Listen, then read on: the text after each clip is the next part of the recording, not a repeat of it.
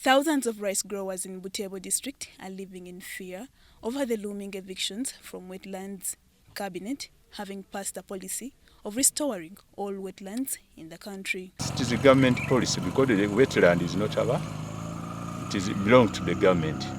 And what we are going to do is, the little you are going to give us, we shall start from there. You know, they use that money of rice two seasons to educate their kids, to buy something like animal, to survive.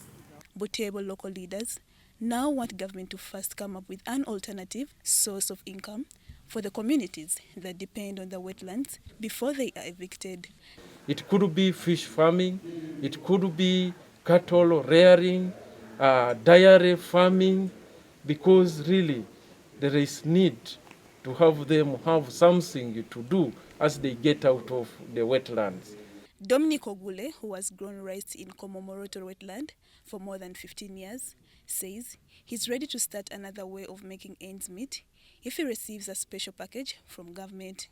I will go back to one of the two things, whether fishing, construction of dams.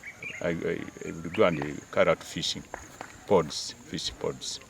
If not, poultry, rearing of turkeys could also bring in some income. Some of the farmers who have abandoned rice farming have rushed to join Mayove small-scale irrigation scheme in Petete sub-county. A group has around 4 to 6 members, and in a plot they can get, for example, if it is tomatoes, they can get around 4 million, 3 million, depending on the efforts they put in. So, in my opinion, the project is viable for the community. Unfortunately, the project is incapable of accommodating the thousands of victims that will be affected by wetlands eviction. The population is too big, so you can't bring this one project, and you think that it will benefit all the community. So for me, it's an issue of, can we empower them the more? Can we bring these projects? Because there's so many people who want projects, but somehow we are limited with funds. But if we have people at the higher level lobbying for us to have these projects, we surely will work to make sure that we implement them.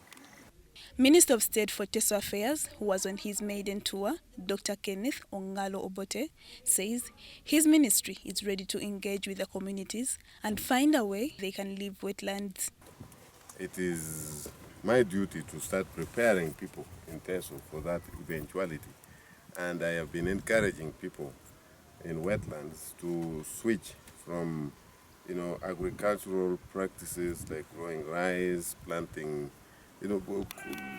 engaging in activities that cause silting, and instead switch to constructing dams in those wetlands, which would help and be actually catchments for water, and in effect prevent the overflooding, which is the biggest challenge in Teso right now.